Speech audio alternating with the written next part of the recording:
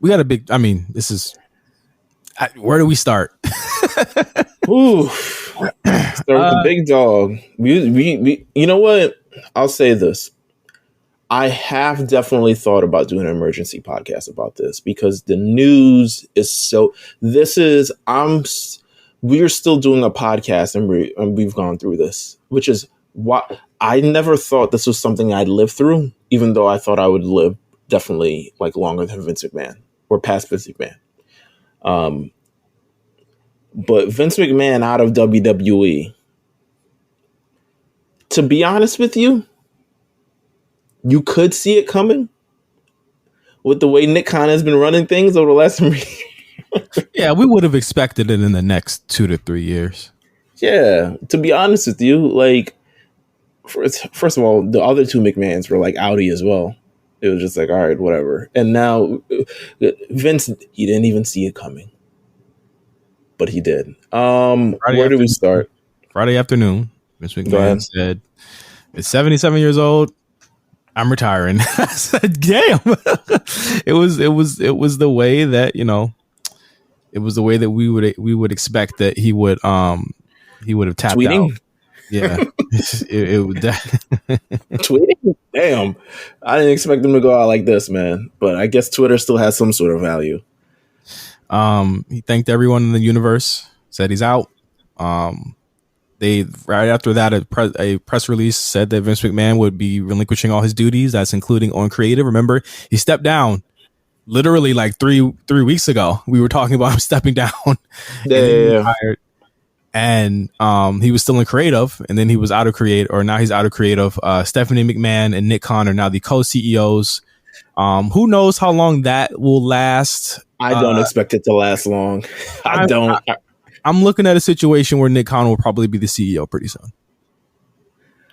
I will say so, or that they sell this thing, but I can't see. Well, you'd want to move Stephanie back down to what she was probably doing, what she took a leave of absence from. And I think that she probably needs, they haven't backfilled that role yet. So they're probably going to have her fill that role again. So, yeah, it's co-CEOs to me for a major $1 billion company. I don't want to say it's unheard of, but it's definitely not something that they're going to continue doing for a long period of time. Because as we said a couple weeks ago, when we kind of speculated about why she stepped down or took a leave of absence, is because she wasn't able to close those deals that was making money, and Nick Khan needed her to do that. And Nick Khan is the one that's closing these deals. So I doubt anything's changed in the month. Remember, it was literally only a month that she was gone, and she was right back. And I would imagine that that's going to change. Triple H, who had just returned earlier last week to work, is the EVP of Talent Relations, meaning that Bruce Pritchard, who had been filling in that role, and everyone said that he was doing a pretty good job in that role, and there hadn't been any stress from that, is now back to heading up, is now back in creative, but he now answers to Triple H, who is now the head of creative.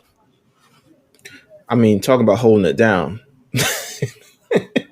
Talk about holding it down. Come on, Stephanie.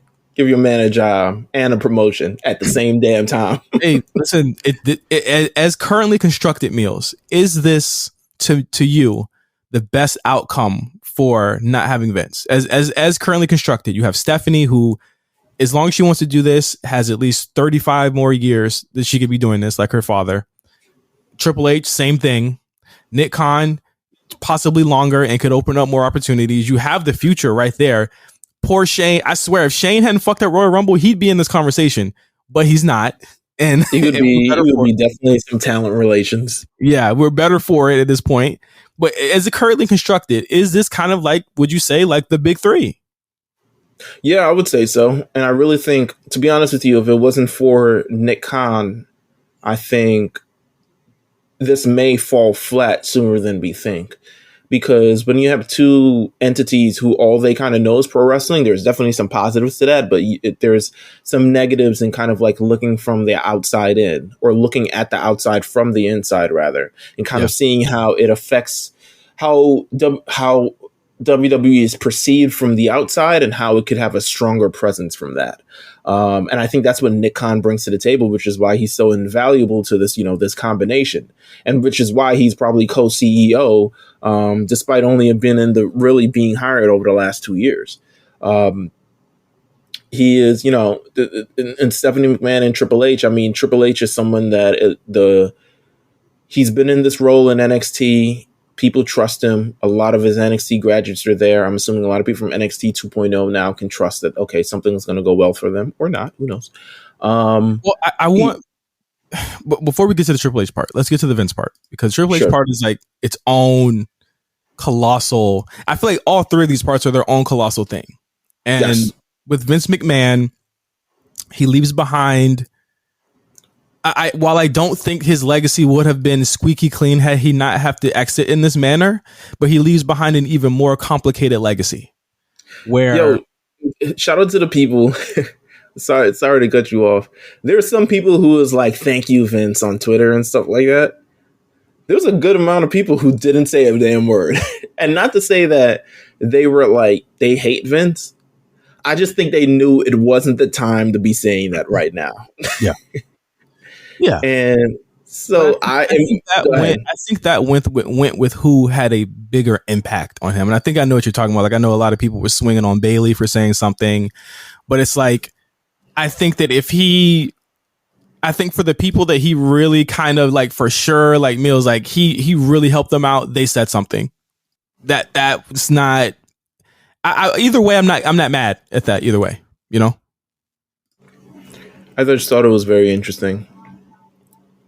And I never say, sorry, I'm eating my, like, when you have multivitamins and you're just like, oh, I should probably take those. Oh God. Anyway, so with Vince, he leaves behind a really complicated legacy. I don't think it is as like, as much as people want to say that it's closed door on him, like, bye bitch, it's over. It's not going to be like that for the large majority of people. And there's so many. What do you think is next with him?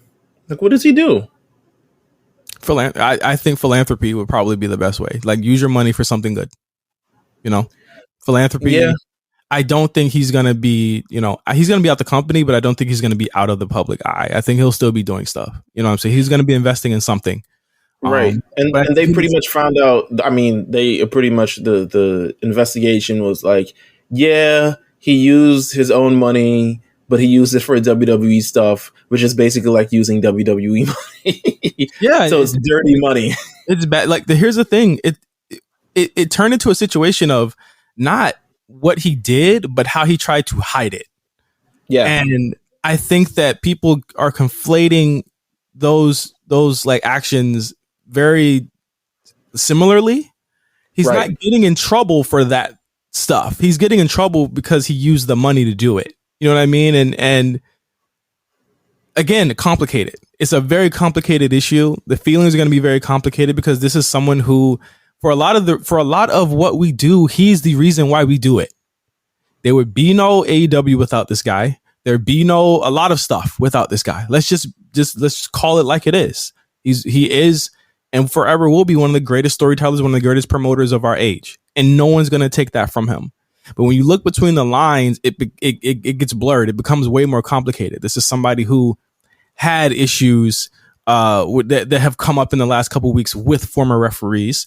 He's had issues now with women he's coerced, and not only just women he's coerced, but women he's had relations with while working for his company that he tried to pay off. Things that he's known, things that we don't even know that he's done. You know what I mean? That are going to come to light, and it comes up with the same way we do with music, and like, the R. Kelly thing, the Weinstein thing. It becomes how do these powerful men reckon with what they've done? And I think with Vince, he is just like he was the master of his success. He's literally the master of his downfall, and that's what this is going to be looked at. Absolutely.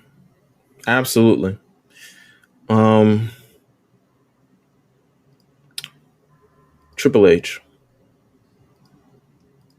I think I don't know. I'm not. They need to stop. People need to stop saying that he is going to bring back black and gold. I think just wrestling fans are so weird. Like, not wrestling fans. Internet fans are just so weird. And me as an internet fan, I know how hypocritical this is, but I'm also like based in reality and not like delusion. So people who I was going to use that for the Rhea Ripley Dominic thing, and it just played for no reason. Fuck. Oh, damn. That would have been a great moment. Running back. On its own. Put that on ice. We coming back to that.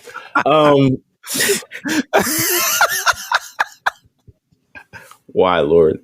Oh, go ahead.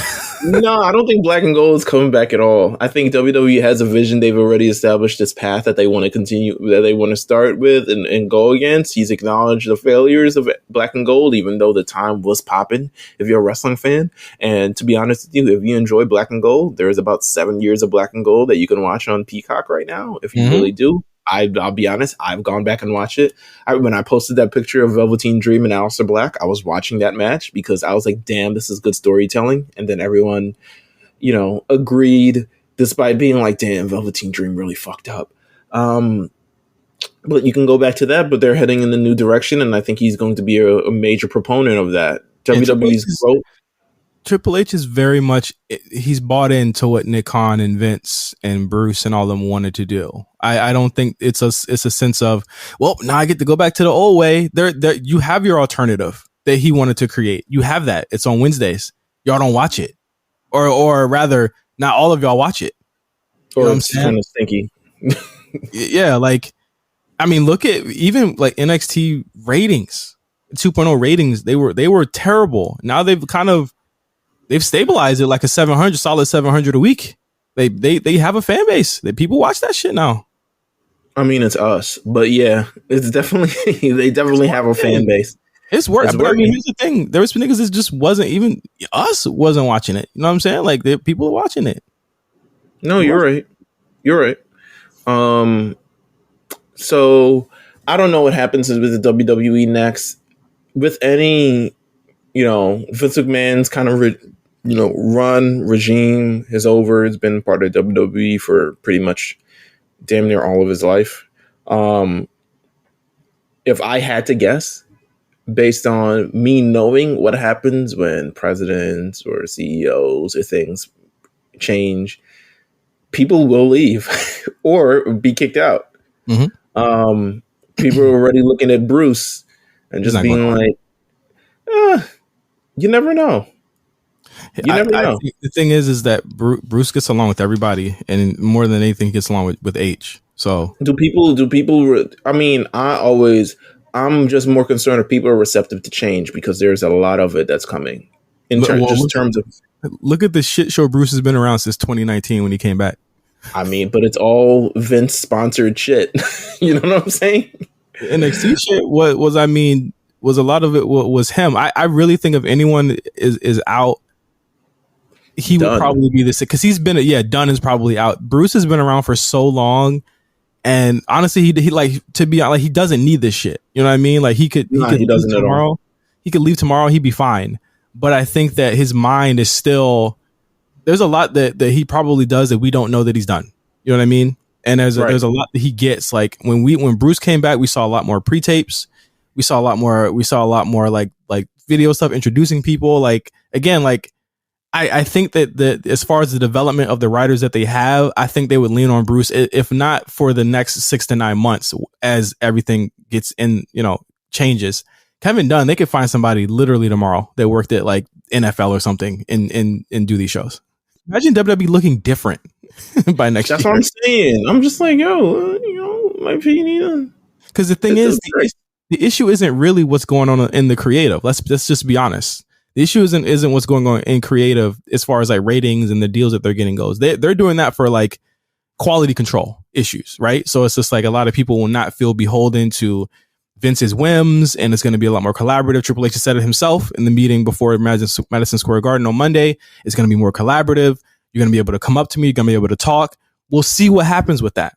I think that a lot of what Monday was like, okay, that was cool, but what's going to happen next week, right? It was like, this is y'all Madison Square Garden show. I can't really judge that on any change. I feel like if Vince was there, it still would have been an enjoyable show regardless. You know what I mean? Right. Of course. What's going to happen in a couple of months? And I think that having it look different makes it look more enticing to, again, TV deals are coming up. You know what I mean? Like, they were vulnerable to me, the company was vulnerable as fuck last week with all the stuff coming out. Mm-hmm. And then you look at the stocks and they're going up, and nobody they seem excited about this. So it's like, again, I was listening to people saying they're vulnerable. Like, you know, Tony could take over now. I'm like, no, they're WWE's hotter than they've ever been. And Shut even up.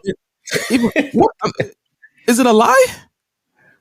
No, I'm like, why would anyone say that? Like, why would that be your first response? Like, that's what I mean by like internet wrestling fan. I'm like, yo, what the era of delusion that you live in doesn't even allow for space for realistic things, like realistic thoughts. You know what I'm saying? Like, it's crazy how that's the first conclusion that you jump to. I mean, I could understand it as a joke because I joke, but come on, man! Don't tell me Tony's taking over WWE. Like, No, well, not taking over. Like, AEW could overtake the E. Oh, and I'm like, I don't even think that's even WWE's an institution. I don't even know if it's an institution that passes through multiple generations. AEW just got here, and it still hasn't broken ground on just expanding past itself. You know? Yeah. No, it's crazy to see. To me, that usually when crises like this happen, it takes a really long time for a company to make moves. They made these moves. I think Vince saw the writing on the wall. It's gonna get worse. Y'all go ahead and get it. I'm glad they did that. He needed to go. Like we said, he needs to go. He needed to go sit his ass down somewhere, and he did it. The swiftness, I think, is what caused a lot of people to be optimistic about what's going on, because they saw the issue and they cut him out completely. You know what I mean? It's going to be very interesting, man. I for the first time, we just don't. This summer has been crazy. Summer 2022, we're always going to remember it just like we remember summer 2020. You know what I mean? So, like, we'll see, but it's promising. I think they got a strong core of executives right there, and people always want a Triple H. Here's my thing on a Triple H thing, Meelz. They talk so bad about the guy. They talk so mean about him. Called him the failed son. Said all types of mean stuff about him. He had medical issues. Now it's okay. What's up with that? Niggas is weird. That's all I got to say about that. To be honest with you, like, people move so funny. Oh my God. I don't know. I can't deal, so I just opt not to. I scroll past it on Twitter, to be honest with you. I can't get into the discourse of this because it's not based in reality at all. Like, you're just arguing now. What are you arguing about? How Triple H books your favorite person? That happened like 3 years ago. Like, who cares? Yeah, I couldn't. Like, people are worried about like Bianca and her, like, Bianca's fine. She's more than fine. You seen her schedule? Oh, there they go. They outside your house. There they go. I mean, there they are. I mean, it just is what it is. But Bianca's more than fine. Everybody's fine. You think Triple H will come in and say, "All right, Bianca, you're out of here"? Hell no. It's Rhea country now. You know, he might say that for a couple months, but nah, you can't. Bianca now, she's ingrained. She is part of the fabric that is WWE right now. Her face on everything. Yeah, everything. I think it's because they still feel as though a NXT title run will validate the career of her, which is like, people are so weird about Bianca in general. I think, where it's like she had to be like 88 Hogan or else it doesn't matter.